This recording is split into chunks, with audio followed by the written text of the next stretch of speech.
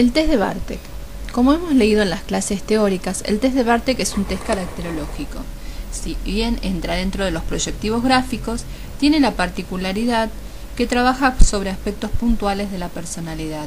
A través de cada uno de los 16 cuadros que lo componen, podemos evaluar cómo es el comportamiento de estructura, de base y actual del sujeto en esa instancia de ese cuadro. Así, por ejemplo, es importante que destaquemos el por qué es cómo está conformado. Es un estímulo sobre un fondo blanco y a la vez este cuadro cada cuadro está sobre un fondo negro. Podemos decir que el fondo negro invita a proyectar. Lo blanco paraliza, como todo lo blanco siempre se relaciona con la ansiedad, entonces bloquea un poco la expresión, y el estímulo la reencausa. Por ejemplo, en el cuadro 1 tenemos un punto en el medio del cuadrante, en medio del cuadro. Ese punto, como pauta, implica indecisión y le plantea al sujeto la dificultad que se le puede presentar o no ante situaciones nuevas. ¿Qué alternativas de conducta seguir?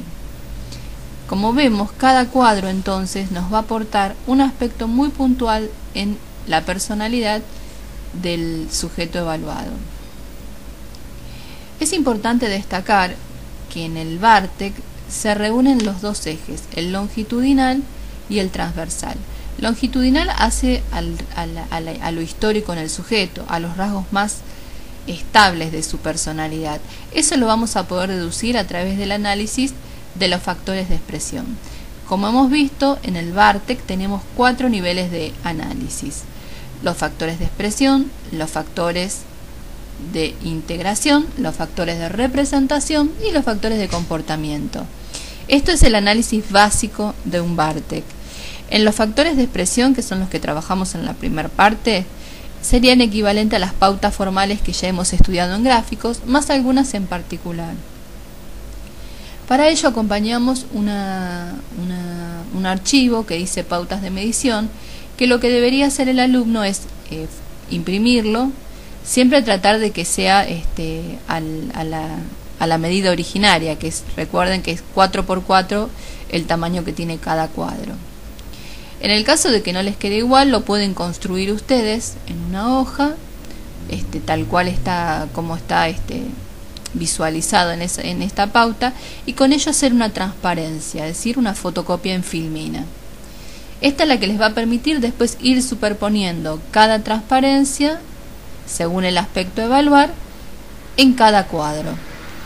Cuando nosotros tomamos todos los cuadros en su conjunto, desde sus pautas de expresión, estamos trabajando qué es lo que predomina. Así tenemos 16 cuadros. Vamos a suponer que de 16 cuadros nosotros tenemos 8, sería mi 50%. Siempre que tengamos un 8 o un 9, sabemos que estamos dentro de la mediana y que esa tendencia está presente, moderadamente.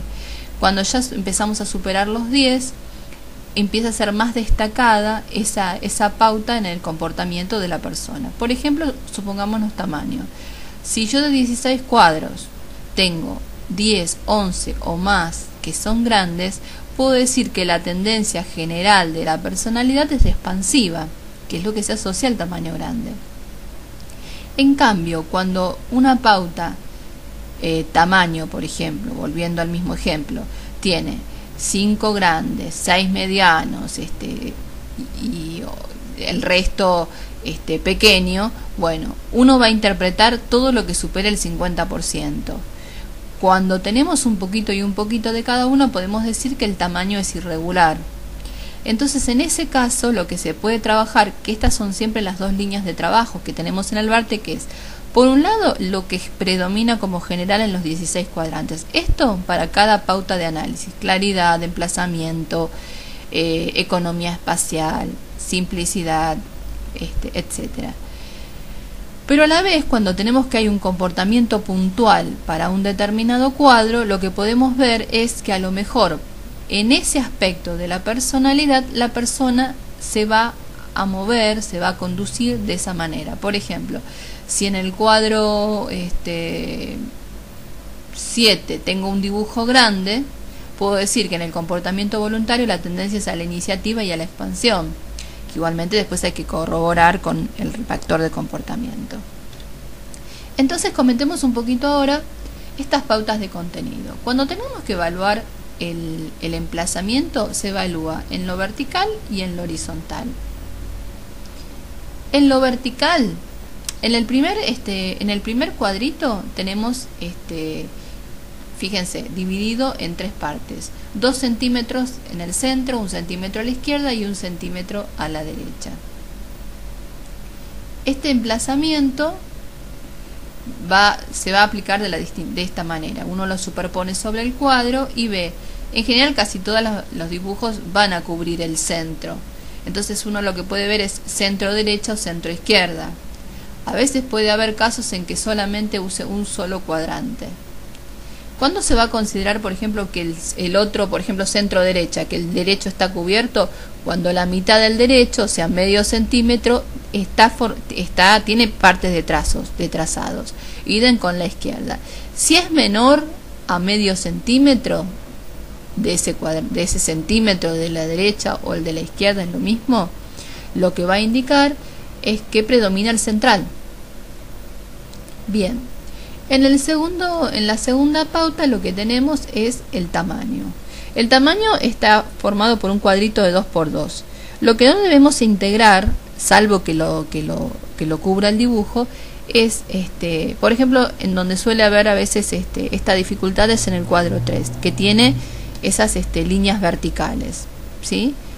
Si no las toca y continúa con otras líneas también verticales o lo que sea, pero no las toca, uno va a medir el tamaño desde donde se empieza a desarrollar el dibujo. Ahora, si están incluidas, están con trazados internos, entonces sí las vamos a incluir para el tamaño.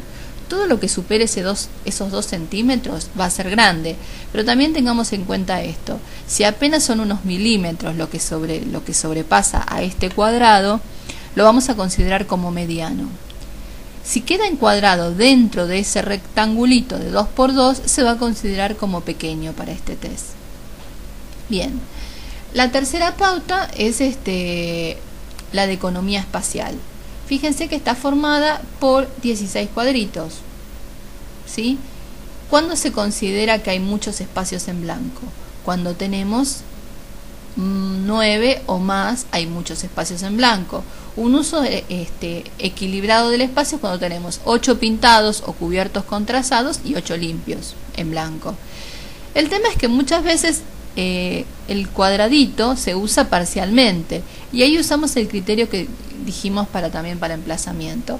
Si está pintado en medio centímetro o más, se va a considerar como que si está solamente medio centímetro cubierto, es como si fuera medio cuadrito en blanco, y así iremos contabilizando. Medio más medio va a dar a 1.